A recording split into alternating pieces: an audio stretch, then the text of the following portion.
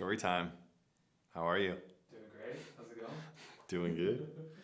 I was going to tell you a story about this time that I honestly, I feel like every story is like you almost escaped death. well, this I one, don't know how you have, yeah.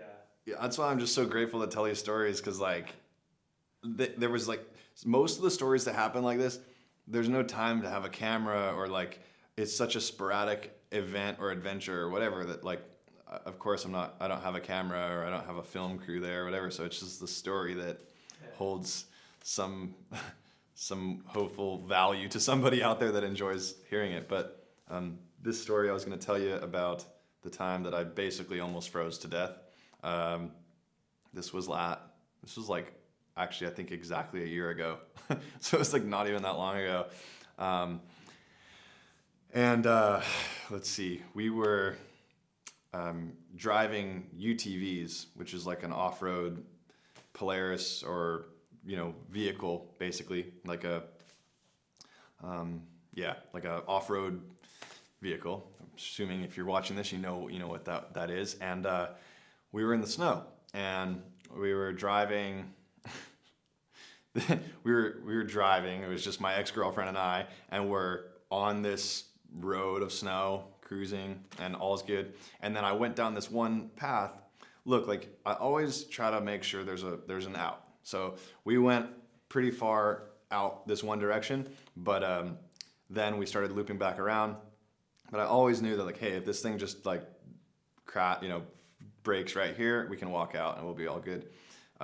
So we're driving, and then we basically go down this ravine, and this path, the snow just gets too deep. So, and there's no way out, and we went down it. So the snow's so deep that we were going down and got stuck. So there was no way we were coming back up, and there was no way out this way. So it got stuck, and we started spinning, got it out, whatever, blew the belt. So the belt for the whole entire engine, whatever, was ripped to shreds, and we didn't have an extra one. Of course, we thought there was an extra one, there wasn't. So we ended up just walking. Crimson was there, my dog was there, and we just okay, well, we're screwed. So we walked 6.5 hours through the day. Luckily, it was still midday, or it was probably 11 o'clock in the morning. So from the time we started walking, we walked literally 6 hours, because by the time we got to where we were going, it was almost dark. Not quite dark, but almost dark. And we just literally spent the whole day just trekking through this massive ravine into this huge open meadow with this long swirly river. And where we were trying to get to was this storage area, I'll call it. And that storage area was where our car was parked, and there was also another off-road vehicle there. And as soon as we finally crossed a bunch of this river, we kind of took this shortcut to make the straightest approach there. And as soon as we get back, finally, it's all day. It took forever. We were starving, thirsty, the whole thing, but we made it. This gentleman who's a great friend of mine named Greg, who he runs the storage area, and that's where our vehicles were parked, like I said. So we were planning on just getting in the car. It's been a long day. Let's just go home. We'll leave that there. We took the key out of the vehicle, and no one's going to be able to get it out anyway. We'll come back tomorrow. So as soon as we show up to the storage area, we see Greg, and Greg is I think that I have an extra belt, he's like, I'm not sure. Let me go check. I'm like, cool. Thank you. So we start walking to our car. We were he caught us kind of close to our car. And he's like, I have one. He comes back with it. He's like, I got it right here. So our whole plan was to just go home, regroup our thoughts, get it the next day. So what happens is him giving me the belt kind of threw me a curveball. I'm like, let's just go get it right now. We'll be fine. We'll just go out there, fix it, be all good. It was such an impulse, horrible decision. But it just felt fine. I was like, no, we'll not even take that same road, because I knew that we were going to get stuck again if we went the same way. So I was like, we'll take this shortcut way, and we'll kind of come the way that we escaped, because there was no snow. It was lower elevation. I'm like, we'll be fine. We'll figure it out. So as we approach this this big valley with the river that I was explaining to you, there was patches of snow and patches of ice, and basically this long winding river where we were at is super shallow in some spots and deep in other spots. But I grew up near this river, and I'm very familiar with how it is. Literally some parts of this river are like, not even an inch deep, and other parts can be like 5-8 feet deep. So I was aware of that, and I was aware that we needed to get across this river in multiple spots to get back to the other vehicle. I wasn't really worried about it, because I knew regardless we can always just turn around. So we're driving out into this meadow, and in the new vehicle, not like brand new, but the other off-road vehicle, because that was the only other vehicle we were going to be able to go get the other one, and we were probably just going to tow it out.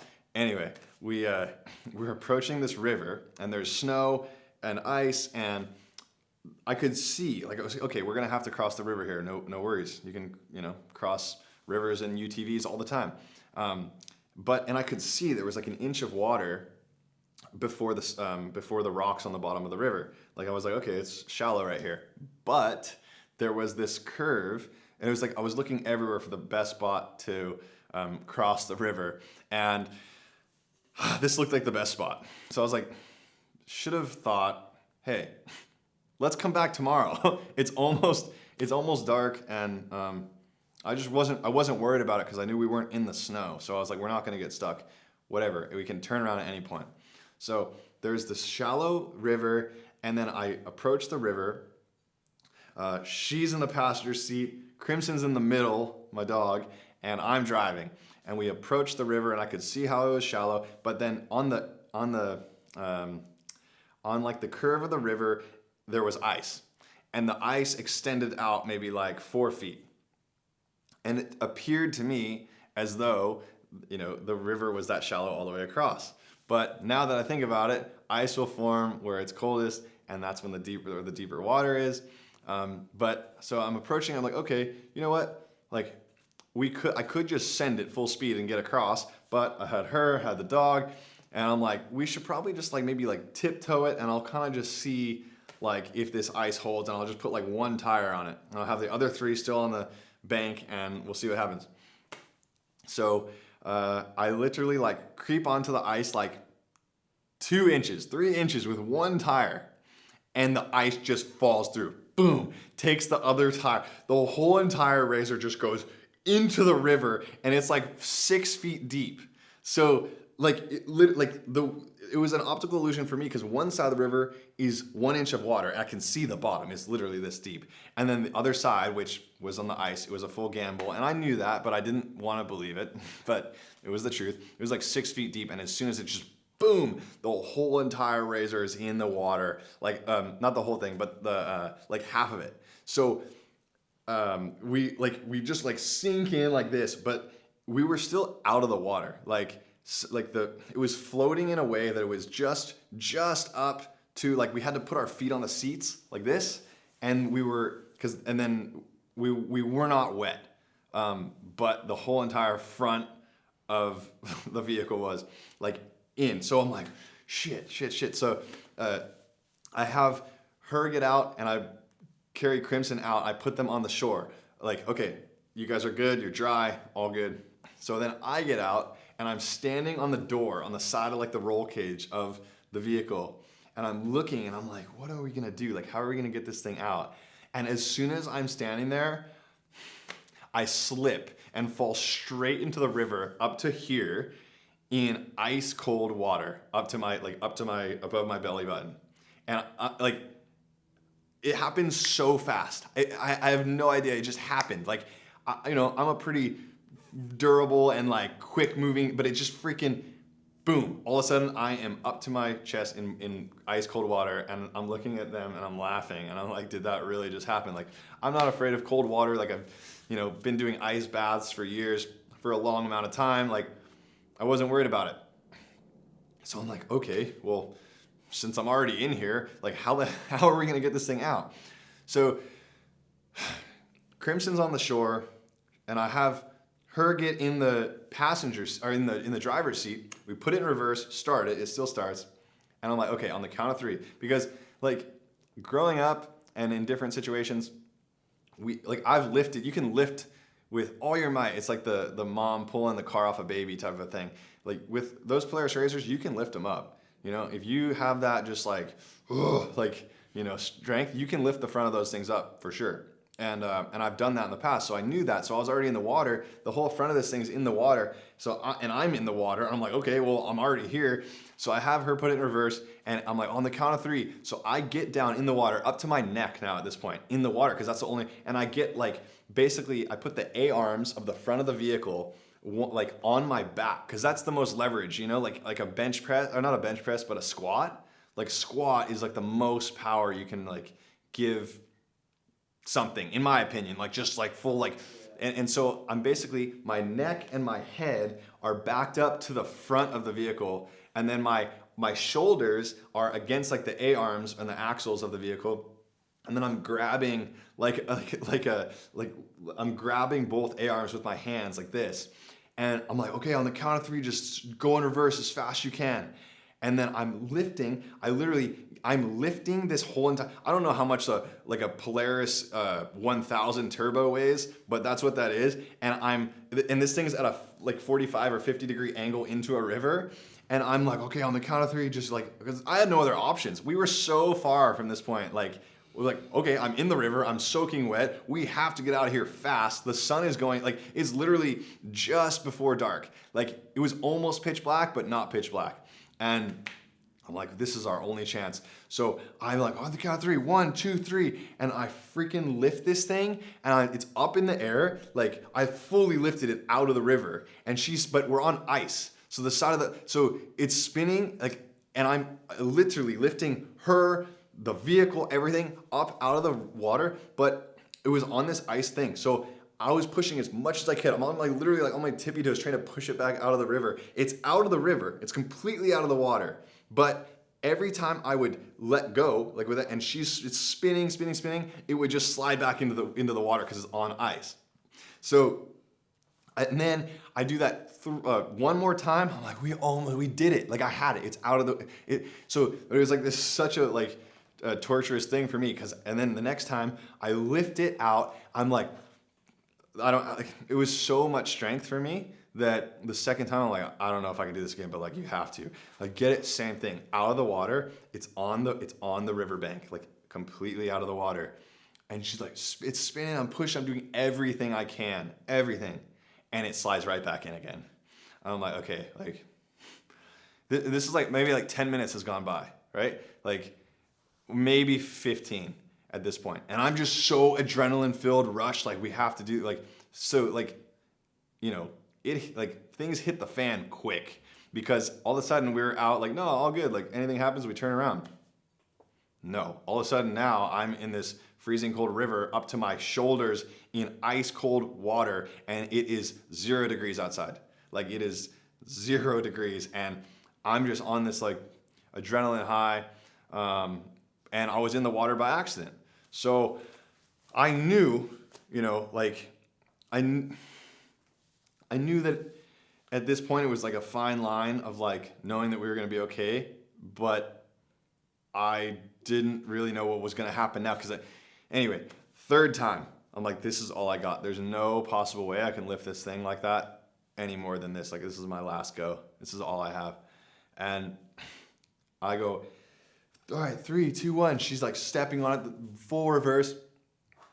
And I get it out of the water. I got it so far. I'm literally this close, 1 inch from the grass where it would grab and get off the ice. The third time was my closest time to and I get it out onto the thing and spinning. I was so close. I'm it's torture, because I'm watching the wheel under my arm like this, and it's this freaking close to grabbing the dirt and being out of the river. And I just, everything I had, and then I just literally collapsed. I could not hold it up any longer. And the whole entire vehicle just goes back into the water even further than it was.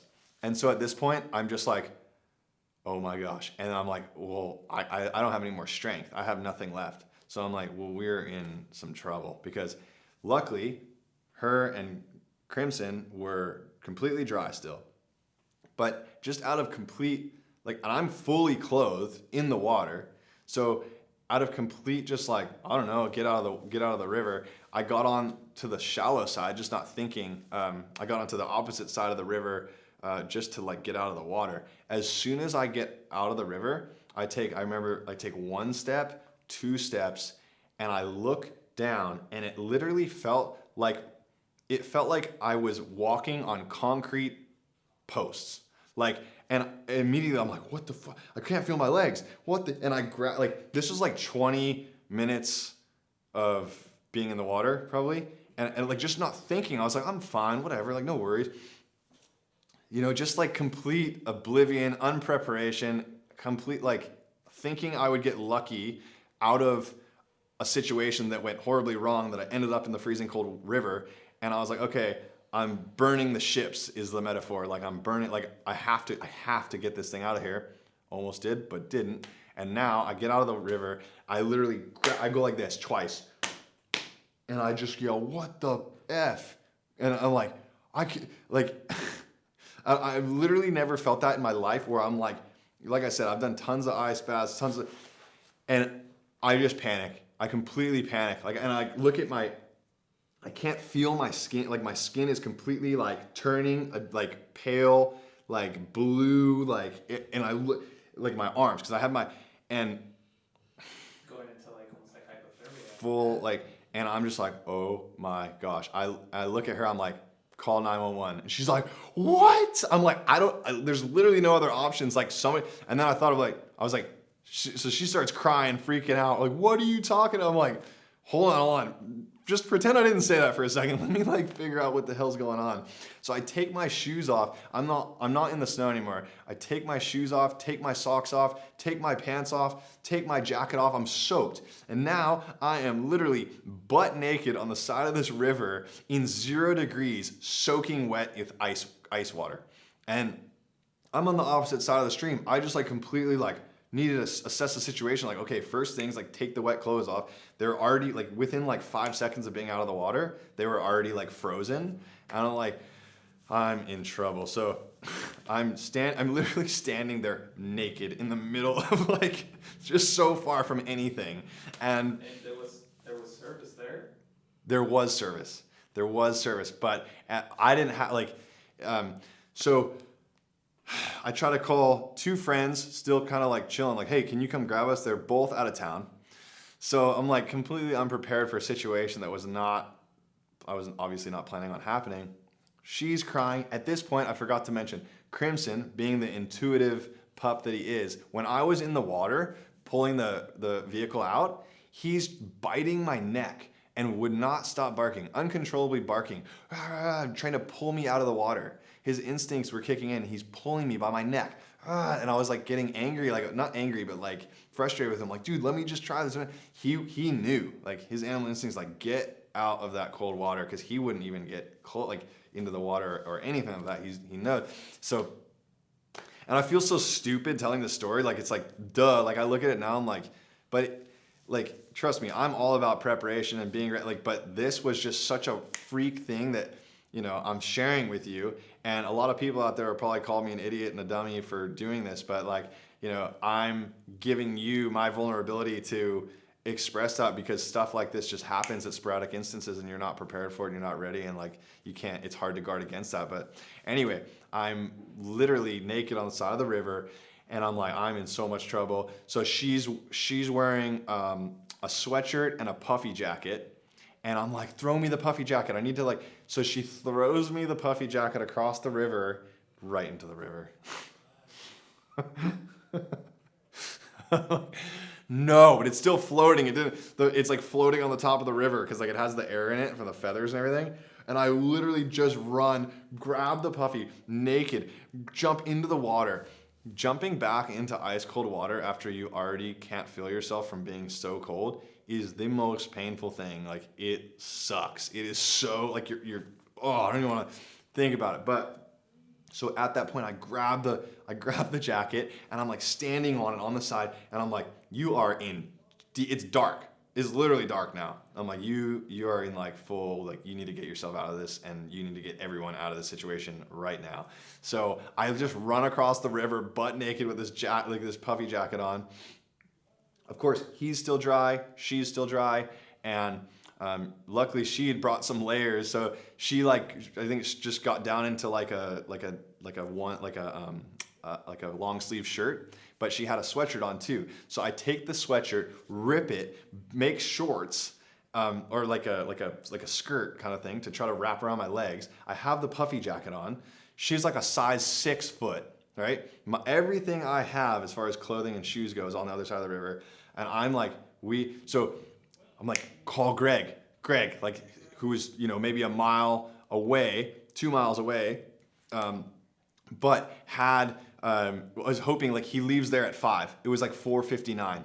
So I called the office of the storage place. I'm like, hey, like they answered, luckily. I'm like, is Greg there? He's like, oh, he's literally walking out the door. They're like, go get him, please. I need to talk to him, please, please, please. So she goes and literally leaving the door.